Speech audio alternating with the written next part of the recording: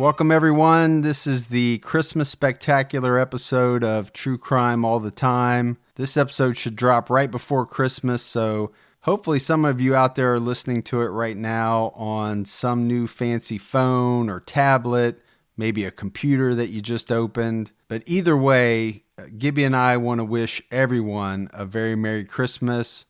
Isn't that right, Gibby? It is. Hope everybody's having a great one. In 2016, California wife and mother Sherry Papini disappeared for 22 days. When she was found, she told authorities a detailed account of being kidnapped and tortured. Years later, in a stunning twist, Papini pled guilty to making false statements about what happened to her, setting off a media firestorm. Now, for the first time, Sherry Papini is telling her side of the story and revealing shocking new information. Sherry Papini, caught in a lie, an ID documentary event, Monday, May 26th at 9 on ID. Set your DVR. So we've got a few shout outs for this episode. Jordan in Texas sent us an email claiming that she is our biggest fan. Jordan is also the one that made the very funny meme of Alton Coleman mentioning... Loved it. Yeah, it was funny. Yeah, it was funny. Mentioning don't accept candy or Frankfurters. So you know she was listening closely. You can see that on our Facebook page, or if you follow us at TC All the Time on Twitter. Thanks, Jordan. I really love the meme. Yeah, it was really great. Cool, and Merry Christmas to you. Yeah, definitely. So got two more shout outs, Roberta and Annie, and these are actually second time shout outs. And that's because they are our very first donators on our Patreon page. If you have not been out to the Patreon page, please visit it. You can get there through our website at truecrimeallthetime.com. Look for the Patreon button. And if you click on that, it'll take you straight to the Patreon page. We're adding new content all the time.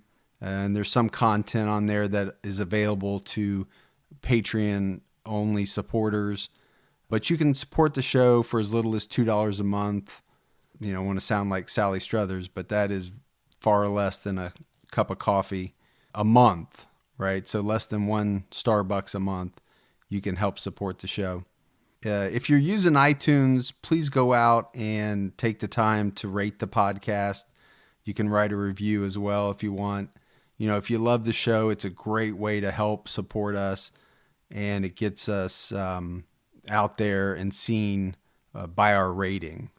So we appreciate that.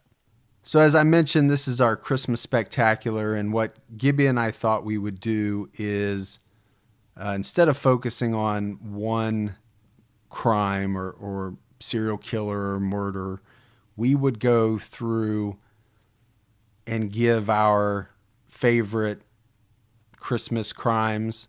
We'll go back and forth, taking turns, talking about them. Is that right, Gibbs? It is right. Did I have that right? Yeah. All right. You want me to start?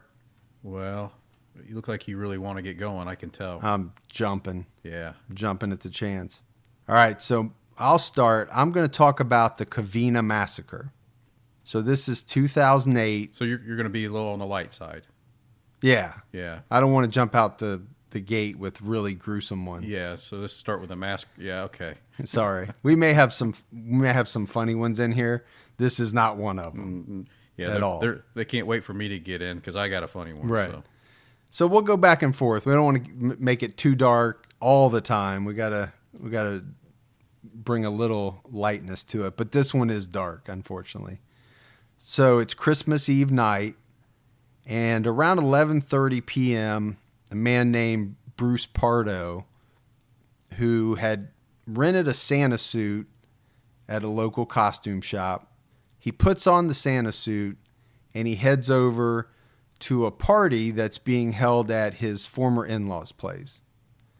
So at this point, you know, we know that Bruce is no longer married, and my assumption is he's not invited to this party. Right. Right. But he's going to head over anyway. The problem is that Bruce is bringing presents. And normally that's not a problem. But the presents that Bruce is bringing include a homemade flamethrower. Sweet. I don't know how you make a flamethrower. How do you get one of those? I mean, you can. Can you buy them? I don't know. This says it was homemade. He actually made this flamethrower. He put this together. Wow. And on top of that, he had 4 9mm handguns. Well, nothing wrong with that. Got to have your handgun ready. Nothing wrong with having handguns. I don't know What he's going to do with them, that is definitely something wrong. So Pardo enters the home, and right away he starts shooting at random. I mean, he's probably got a gun. I'm picturing like a Tarantino type film, gun in each hand, dropping the clips and grabbing the next two. Right. He runs in. He starts shooting at random. Unfortunately, right off the bat, he shoots an 8-year-old girl. And this girl, what is sad about this part is, I think this was his niece on his ex-wife's side. Wow. And she's actually excited to see him when he comes in the door. Right. So she's running to greet him, and he shoots her. That's sad. So, horrible. He ends up shooting many, many members of his ex-wife's family, and then he uses the makeshift flamethrower that we talked about to basically set the whole place on fire. In the end, 9 people are killed by either gunshot wounds or flames, and this includes his ex-wife and former in-laws. Besides the 9 that were killed, 3 others were wounded. So the 8-year-old girl was shot in the face, but she lived. So that's a bright side of the story. Right. She had severe injuries, but they were not life-threatening. A 16-year-old girl was shot in the back, and a 20-year-old woman suffered a broken ankle while she was jumping out of the window trying to get away from this guy. One of the survivors called the authorities during the attack. After escaping, police come and the fire and rescue come. And it was said that the fire that resulted from this flamethrower soared as high as 50 feet in the air. Wow. Like, I don't know if he had gasoline or what, but it went up quick. And it took 80 firefighters an hour and a half to put this fire out. So it was pretty substantial. Because the fire was so intense, the only way that they could identify the victims was by dental and medical records. So it doesn't stop there, though, right? So he's committed the deed. Right. But he gets away. The police don't get there to get him. So Pardo he gets out of the Santa outfit, and he puts on some street clothes, and he drives a rental car to his brother's house. And it was about 30 miles away. It's at his brother's house where he would ultimately die from a self-inflicted gunshot wound. So his brother wasn't there at the time. So he leaves the scene, changes clothes, goes back to his brother's house. And shoots himself. Nobody's there, and then that's where he decides to shoot himself. Yeah. Okay. I'm not sure why obviously he's not right in the head at this point, or he wouldn't have done any of the things that he's doing. Yeah, right. He had purchased an airplane ticket on Air Canada, so it was thought that his initial plan was to flee to Canada. It was ultimately discovered that his flight itinerary was actually from Los Angeles to Moline, Illinois. You noticed how I said Illinois? Well, make sure you say it right, and not Illinois. Now, come on. So Pardo had called a high school friend a couple of days before to say, hey, I'm going to come out and visit you. So that's what ultimately they said that why he was going to Moline. That's really crazy story. Yeah. Wow. That's the only other thing that I had on that was, he did suffer some 3rd-degree burns, which I guess to be expected. He's using a flamethrower to, try to melt down this house, basically. But when police find him after he shot himself, they find $17,000 in cash on him inside a girdle. I don't know why he's wearing a girdle, but Yeah. I guess that's where he's hiding his $17,000. They find the rental car that he had parked at his brother's house, and they find the Santa suit, obviously. They find a bunch of handguns, and I think they recovered 200 rounds of ammunition. And then when they go to his home, they find something else, which is described in some of the readings as a virtual bomb factory. Really? Yeah, so this guy had been planning this for a long time. Obviously he made the flamethrower. He was making sure whatever method he used was going to take care of do some serious damage. Yeah, no doubt. So that was the Covina massacre. It occurred in 2008. Now, that's a bad Santa.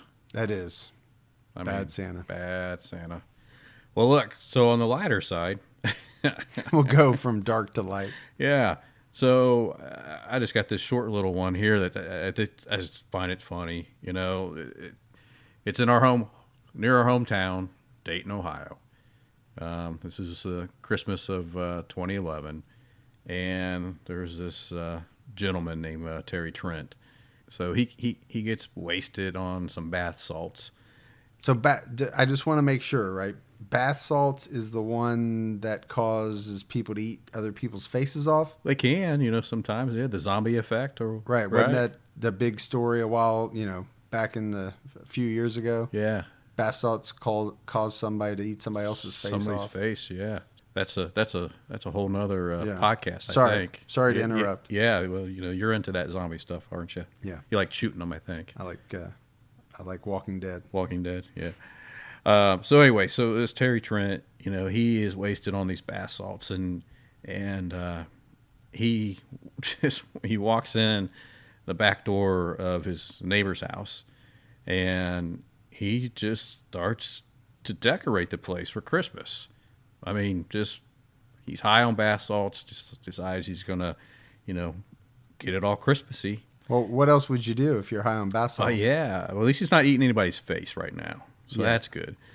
But he lights some candles, and he decorates the house, the coffee table, the kitchen table. He even takes the time and hangs a wreath out on the garage door, and then of course he's blaring the TV with some kind of Christmas show on, and he's sitting playing with the toys underneath the Christmas tree that belongs to the kids that live there, right?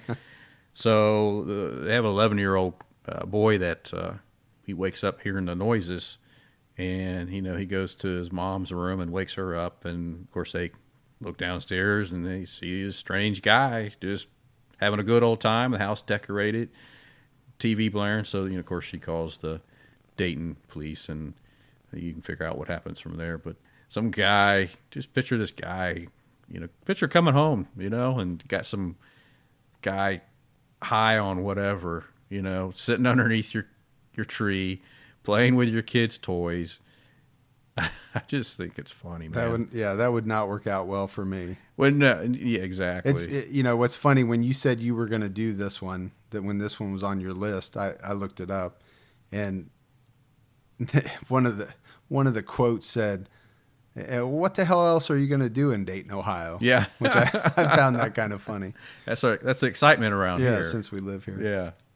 So the story of that one is don't do bath salts. Yeah, are bath salts even around anymore? You used to hear about them. Yeah, I don't know. Years ago, but I don't think you can buy them at the convenience stores like you used to. I sure as hell hope not. I don't want anybody eating my face, and I don't want anybody in my living room playing with your kids' playing toys. with my kids' toys.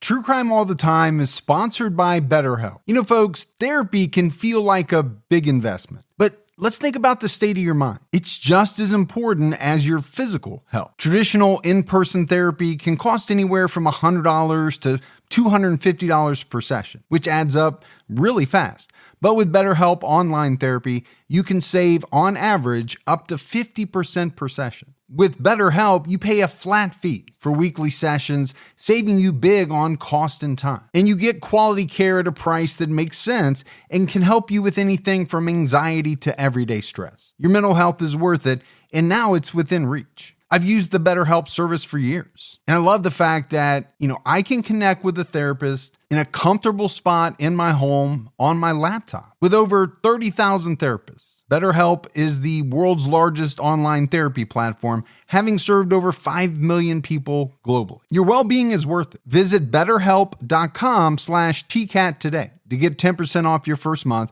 That's BetterHelp, HELP.com/TCATT. Even the smallest step forward can make a big difference in your financial future. When you open a Chime checking account, you're one step closer to a better financial future with no maintenance fees, fee-free overdraft up to $200, or getting paid up to 2 days early with direct deposit. Making progress has never been easier. I think we've all been in that position where we've had an overdraft. Well, with Chime, you can overdraft up to $200 with no fees. That's amazing. And they have over 50,000 fee-free ATMs. Make progress towards a better financial future with Chime. Open your account in 2 minutes at chime.com/TCAT. That's chime.com/TCATT. Chime feels like progress. Banking services and debit card provided by the Bancorp Bank N.A. or Stride Bank N.A., members FDIC. Spot me eligibility requirements and overdraft limits apply. Fees apply at out-of-network ATMs. MyPay eligibility requirements apply. Credit limits range from $20 to $500. $2 fee applies to get funds instantly. Crime checking account required. Go to chime.com/disclosures for details. All right, so I'll go on to what was described as the Santa line slaying. So this happened, actually, I don't even have the year, to be honest with you. It was back, I want to say it was in the 80s, and it happened in Cleveland. And 21-year-old Tyrone Howard and his pregnant wife had taken their 3 sons. And this is where one of the reasons why I like this is because one of the sons is actually Terrence Howard, the actor. So a lot of people will probably recognize Terrence Howard. He's just been in a ton of movies.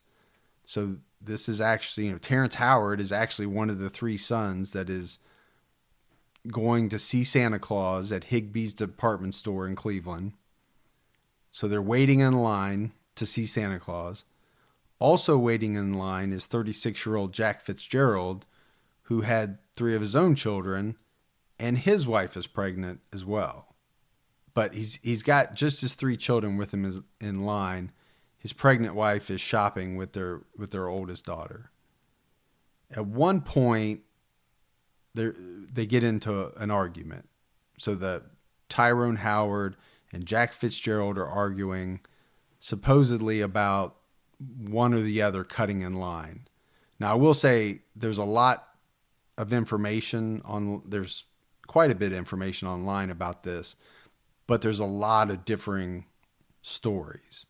So some of this, the way I say it may be ambiguous, because as many times you'll hear it said one way or see it said one way, you'll see it said the complete opposite way. But I think this part is pretty, unanimous that they're arguing about one or the other cutting in line. And so an altercation ensues, and what was said in the argument is really what most of the witnesses differed on. And so what was said and who initiated it, that's what, I think a lot of people said it went one way, and a lot of people said it went the other way. 2 sides to every story. Which there is. But the end result was that Fitzpatrick, who I believe was white, Howard was African American.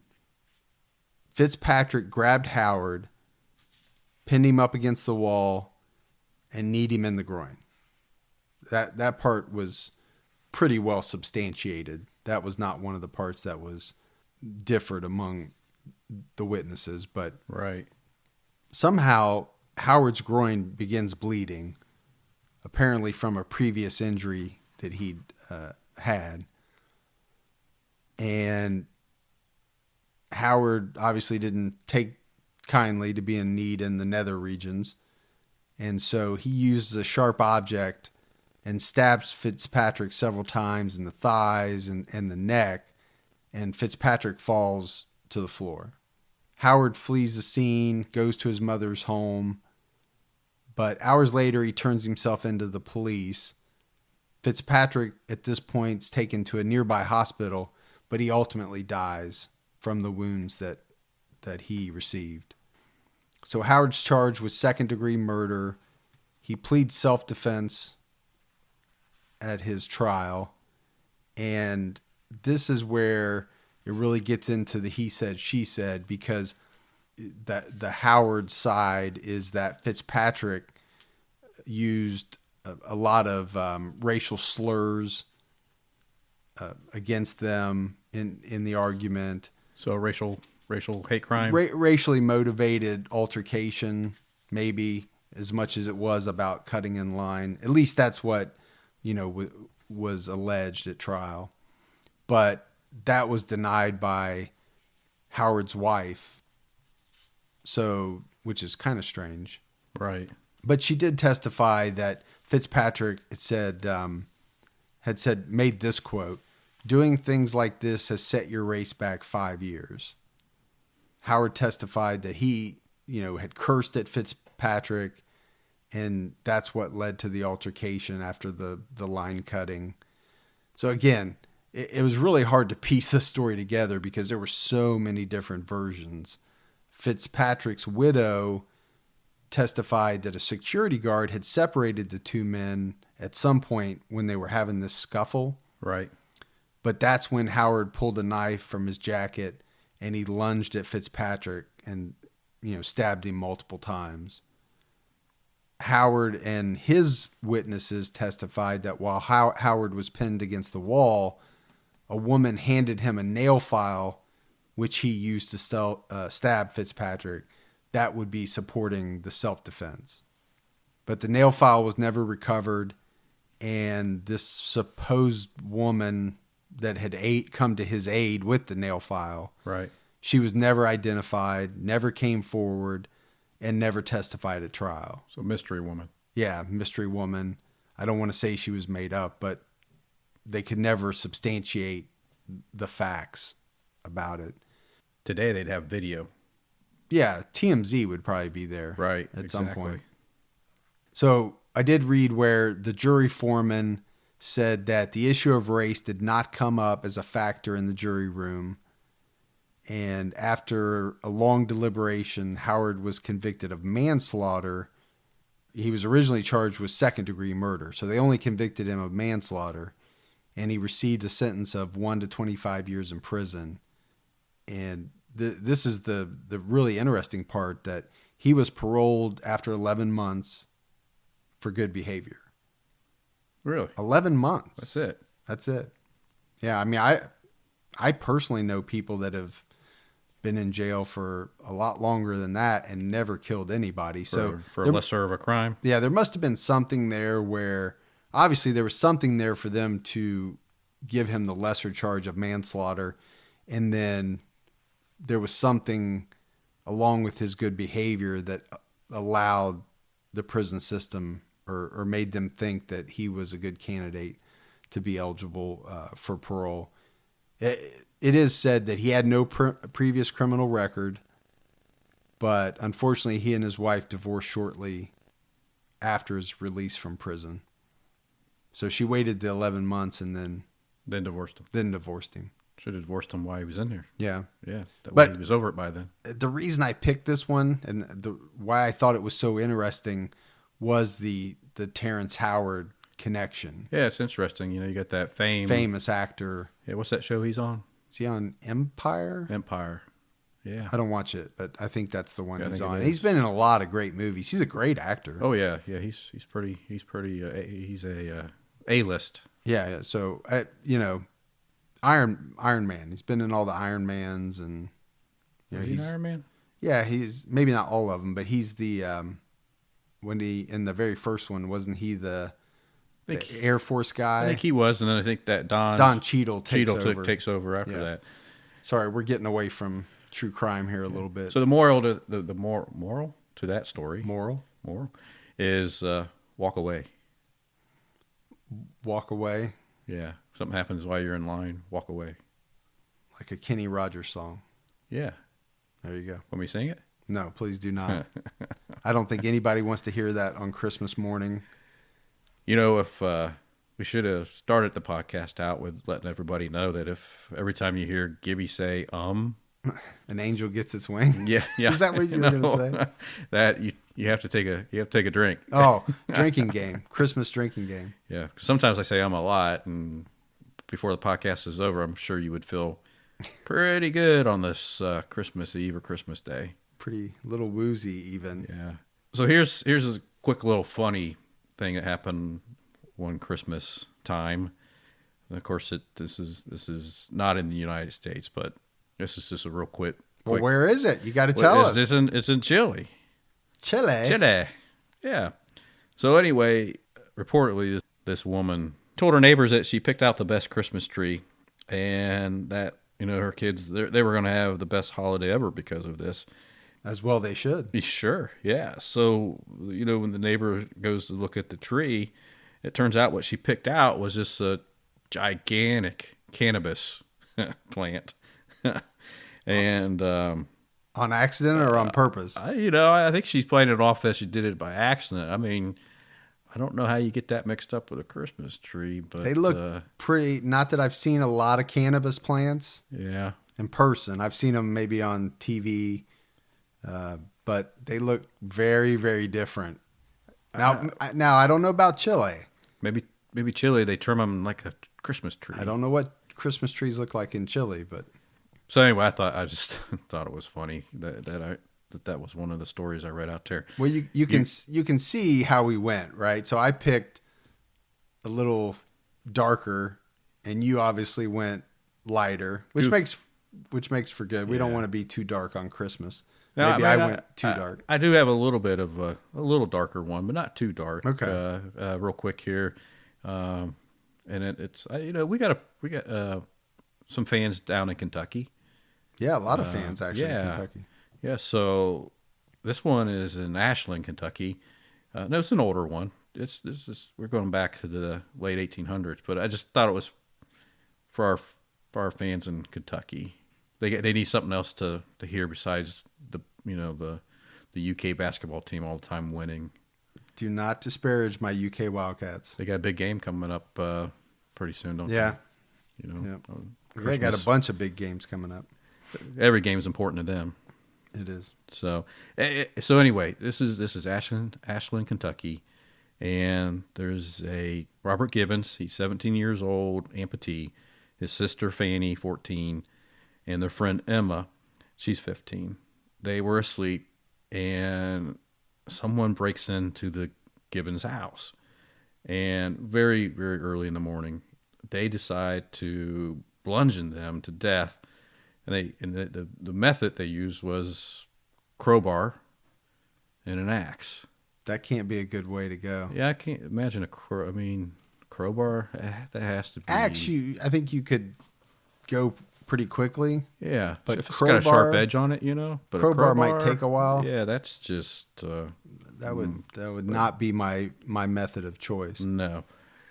Not only do they do this, then the killers they go ahead and set the house on fire, and of course the neighbors they see the flames and they rush over to try to help, and they pull the 3 bodies out, and they see that the skulls are smashed to pieces. And later go ahead. No, I was just going to say, it didn't take much to set a house on fire in the 1800s. No, back then it was probably pretty easy. You didn't need a homemade flamethrower. No, not like your one story. No, they would go up pretty easily, I would imagine. So the doctor comes and he looks at the bodies and he realizes that the one girl was raped before she was murdered, and ultimately they find 3 men accused of the crime, and one is George Ellis, One is William Neal, and one is George Kraft. Throughout the trial, later Ellis, he kind of recants his whole confession, but he go ahead, back then they hung you, right? They lynched you. Oh, they don't mess around No, back then. there was no put you in prison for a while, feed you, give you dental, educate you. Let you appeal for 20 years. Let you become a lawyer while you're in prison so you can appeal your own case, right? So anyway. I will say that with the recent cases that have been cropping up where people have been proved innocent by DNA. Right. I don't want to say it's a good thing that we don't do that, but it might be a good thing that we don't do that anymore. Yeah. Because how many people did they hang the next day? Oh. And then maybe they even the day after found out some evidence and they were, well, I guess that guy didn't do it. Yeah, well, they probably like, well, let's Can't take that back. Yeah, let's just move on, folks. Yeah. Yeah. I don't know what they would have done. But you're right. They did not mess around back in those days. No. So they, even though he recanted, they went ahead and lynched him, and then eventually the other two they were hanged also after their trials. So, back in 1881. It's just so what's interesting crowbar.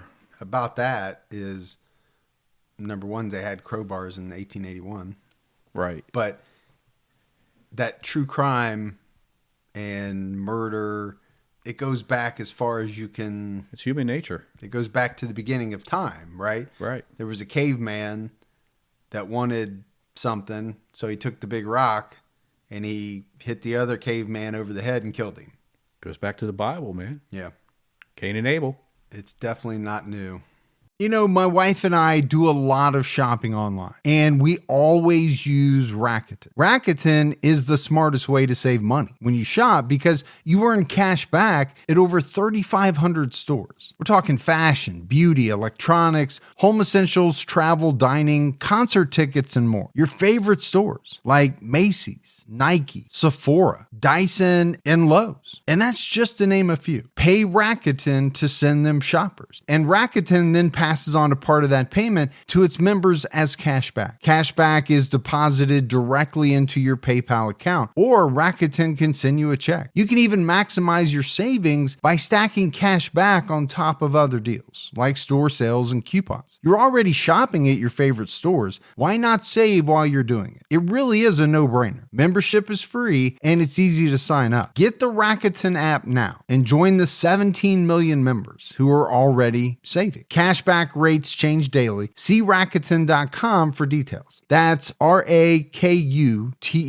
Your cash back really adds up. Hey folks, see if you've ever had this problem. You're trying to eat a little healthier, but you're in the grocery store aisle, you're looking at packaging, nutrition labels, and they're so confusing, you don't know what's good for you and what's not. Well, this is why I love Thrive Market, my go-to online grocery store for getting all of my healthy essentials delivered, and I don't even have to leave my couch. Finding better options for the whole family is easy with Thrive Market's Healthy Swap Scanner. Just scan a product, and it instantly recommends healthier swaps. This is how my wife and I found our new favorite snack, IQ bars. Sometimes I eat one in the morning with my coffee, sometimes just later on in between meals. They also have so many on-site filters that make it simple to shop by the needs of everyone in the family. Maybe you have someone who needs gluten-free food, somebody that has a peanut allergy. Well, no more scouring ingredient labels when you can just filter it all on Thrive Market. My wife and I often use the high protein filter to stock up on things like Sieti chips. Ready to make the switch? Go to thrivemarket.com/TCAT for 30% off your first order, plus a free $60 gift. That's THRIVE market.com/TCATT. thrivemarket.com/TCAT. All right, Gibby, it's my turn, isn't it? It is. So I'm going to be talking about the Los Feliz murder mansion. How you say that? I believe Los Feliz.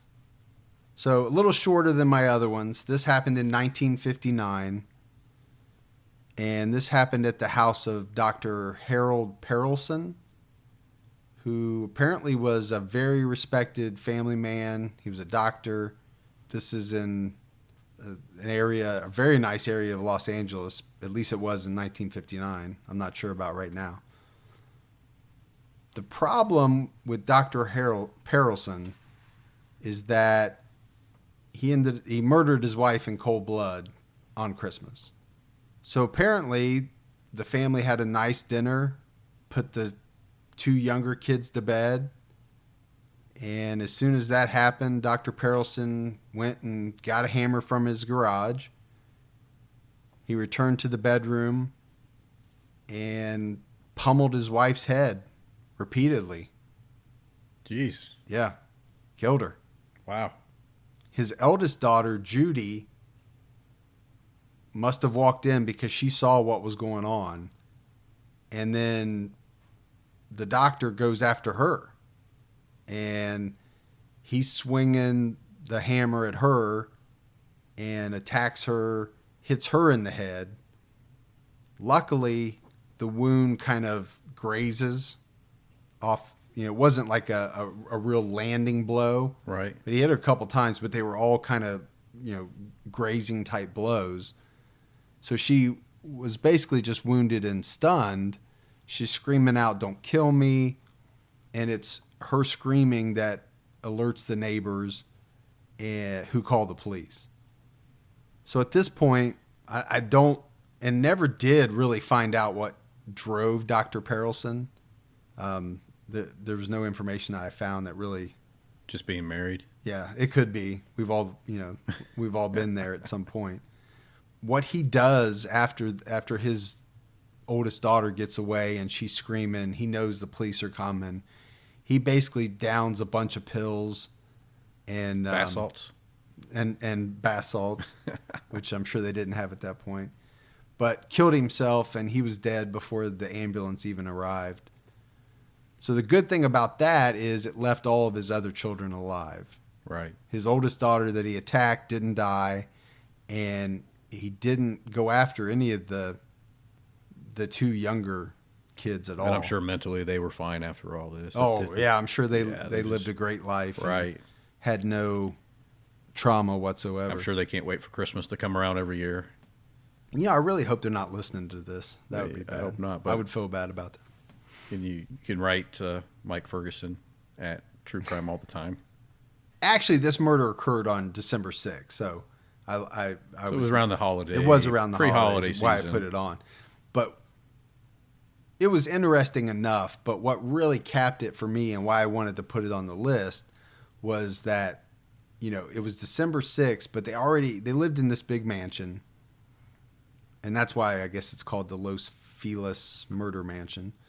But they had the mansion all decked out for Christmas, right? Lights, tinsel, whatever you had in 1959, they had it. They had they had the Christmas tree up already, and they had all the presents already under the tree. So, that's pretty early, I guess, Yeah. at least in my household, December 6th, to have everything ready. And maybe some families do it like that, but we wait for Santa to bring our gifts and make sure everything's under the tree, Christmas Eve. What am I talking about? There's no kids listening to this, right? There better not be any kids listening to this. I'm telling you right now. So, as I say, the Christmas tree is up. The presents are wrapped under the tree, and they remain there today. Really? Yeah, that's what I find so interesting about this. What do you mean they remain there today? Like, this house is still there.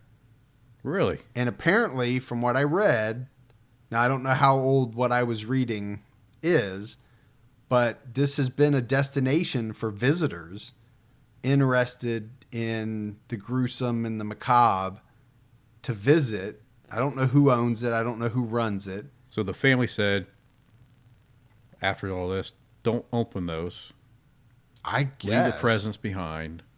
Yeah. That's freaky. I know it was bought and sold many times over the years. Right. But for whatever reason, they must have known what happened there. Right. And maybe they bought it to I don't know. What state was this in? It's California. So California. Yeah, Los Angeles. So, happened in 1959. Maybe one of our LA fans. We do have a lot of listeners in Los Angeles. So if anybody knows about the Los Feliz murder mansion, send us an email, because I just thought that was so interesting that they left the presents wrapped, they left the tree up, they left everything for visitors. I want to know what's in the presents. That might ruin it. I don't know. Could be something really cool, antique like. But there's a no trespassing sign, so this is not a. So the family still owns it, I guess, or no? I read that. So I read that it had passed. So it's what's so strange. So it's somebody's keepsake of brutal. I don't know. If I buy a house and I'm not leaving a mansion, I'm not leaving that up as a sign that every time I see it, I know a woman was. I'd like to get that backstory. Killed by her husband. Even with the no trespassing sign, it's not stopping people from walking on the property. Right, trying to look in windows and view it. That's an expensive keepsake. Because people are into that. So what do you got for us? So can you lighten us up a bit? I was going to go... Or go dark. I was going to keep the dark theme just one more time, just because, I've got some friends over in Pittsburgh, PA, and I thought they might enjoy just a Christmas murder. Well, hit them. So this was go back about 100 years, but I just find it interesting. This was actually at a holiday dinner party. I thought you were going to say Holiday Inn. Oh, yeah, back 100 years ago. Hotel, the first holiday. Motel, Holiday Inn. We won't let them sing, folks. Don't worry. Right, sorry. So anyway, it's a holiday dinner party, and there's a young man, John Johnson, his wife, Amy, and they have their friend, Daniel, over. Daniel's wife had a mutual friend named George Castle, and they all gathered together at the Johnson's house, and they were spending a nice evening celebrating Christmas with good food, drink. Eventually, they started airing their past grievances. I guess you did that back then, right? Kind of like the Christmas, New Year's thing. Talk about your past grievances, get over them. Or the Seinfeld episode. Yeah. The airing of grievances. Yeah. What was that called? With the metal pole? Festivus. Festivus of the rest of us. Festivus for the rest of us. Yeah. So anyway, they were airing their grievances with each other. The booze started making its rounds. So about 7 o'clock, after an argument over an old grudge turned a little bitter, Daniel, he grabs a gun and he tries to shoot John Johnson. John's wife, Amy, sees him that the gun is going to be pointed at her husband, so she leaps into her husband's defense and jumps right in front of him, which she ends up taking the bullet to her right side. Of course, at that point, Daniel realized what he did, and he, backs down and runs out of the house. However, at that point, it was too late. That the wound that Amy suffered was fatal. So again, it's just, here they are, everybody enjoying the holidays. We've all been there. Get together with your family, your friends, your relatives, and start talking about things in the past. And then sometimes at some of these family events, it get heated. Yeah, it gets a little heated, and this one went a little too far, and somebody pulled out the gun and decided to shoot somebody over an old argument. So, mine get heated over card games. Is sometimes. it over card games? Yeah. Because someone's cheating? It can be. I know some of your families listen, so you gotta be careful. I do. Some people just get mad because they lose. Yeah. That makes them mad. Makes them mad, and they get upset and walk out, huh? Some people get upset because I eat the last of the certain food I like at mine, and they want to know why I didn't save it for them, and I say, too bad. Too bad, so sad. Once a year I get to eat this food, so first come, first get. That's the way it should be. Absolutely. All right. You done with that one? I'm done with that one. All right. So we got time for one more?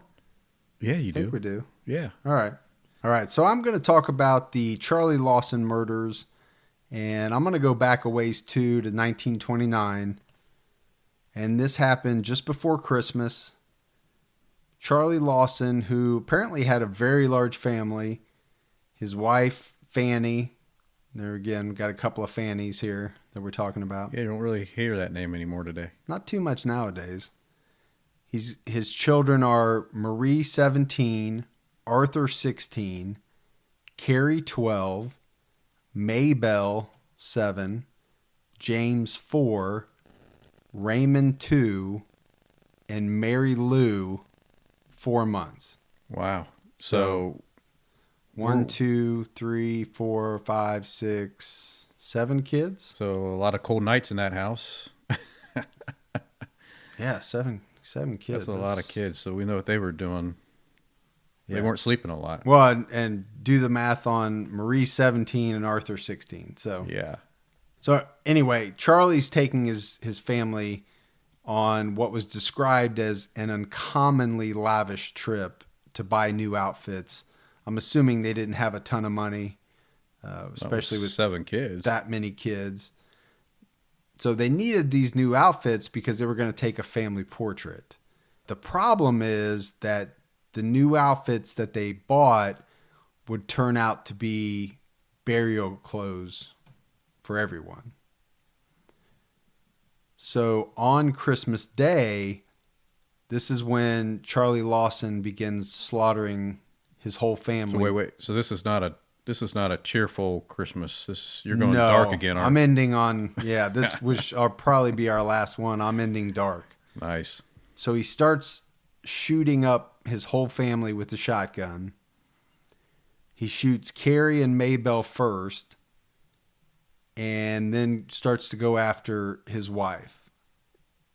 The boys, they all tried to hide as soon as they hear the shots.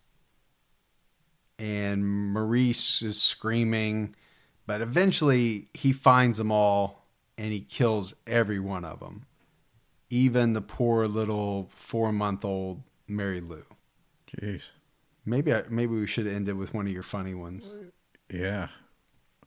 So there was one survivor, and that was Arthur, 16, who was not there. He returned to the farm, or he escaped and went and got a police officer, and they returned to the farm to find out that his father, Charlie, had committed suicide. Probably the craziest part of this story that I had read was the motive, right? So on some of these other ones, we've kind of maybe known the motive. Some of them we really didn't know as much about it. In this one, it was alleged, and I'll say alleged, even though this is 1929, so I don't think it matters, but it was alleged that Charlie and his eldest daughter, Marie, had been having an incestuous affair. It's a hard word to say. It's hard. I can't say it. Yeah, it's hard to think about. I wasn't asking you to try either. Yeah, it's good. I can't even say Illinois right. Right. So a friend of Marie's, and again, Marie is the 17-year-old daughter, even claimed that Marie told her she was pregnant with Charlie's baby. Wow. Her own father's baby. And both Charlie and his wife knew all about it. So the theory is that either Charlie was so ate up with guilt, or he was so unwilling to be a dad to this child that he was going to be having with his 17-year-old daughter, that he didn't know what else to do, and he just snaps and he slaughters the whole family. Either way, I mean, the reason why I wanted to do this one last is that, it probably goes down as one of the most heinous Christmas murders, because keep in mind, this happened actually on Christmas.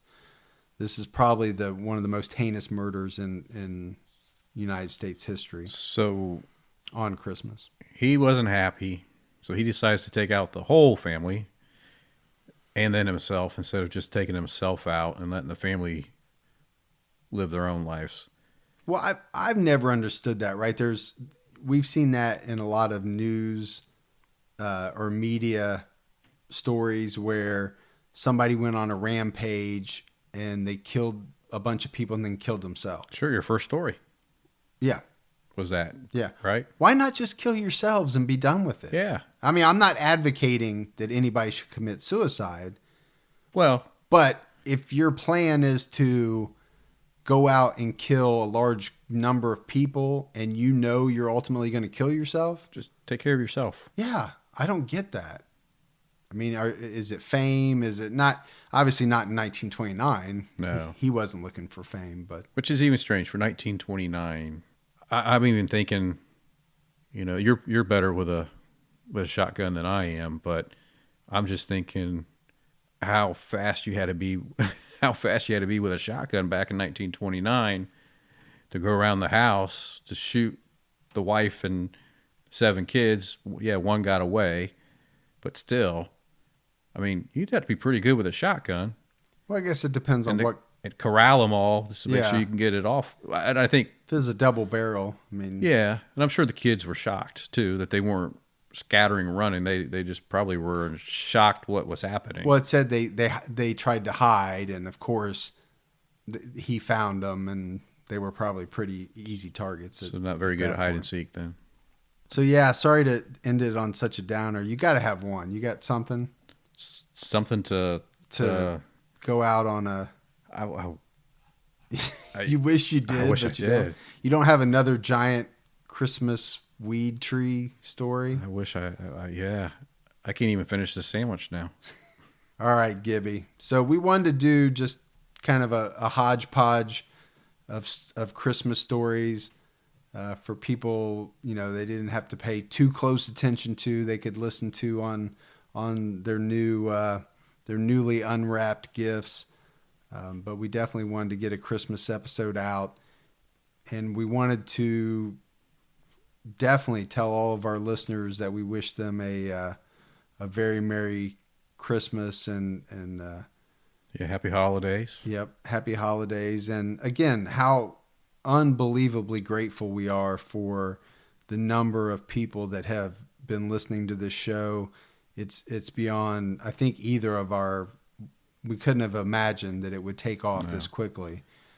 So again, thank you very much. And send us a message. Let us know how your holiday went. Yeah, definitely. We love the interaction. Absolutely. And those of you that have been interacting with us on Twitter and Facebook, you know that we're very responsive. Email. We got an email from a gentleman in Ireland Yeah, the other day, which I just thought was amazing. that was pretty cool. And I think he ended it up with, keep up the good job, lads. Yeah, And I was doing it in my head with an Irish brogue. yeah, It was awesome. Just to think we're out in Ireland. yeah. I thought it was pretty cool. So for Mike and Gibby, we really want to wish you a Merry Christmas. And I'll say stay safe and keep your own time ticking.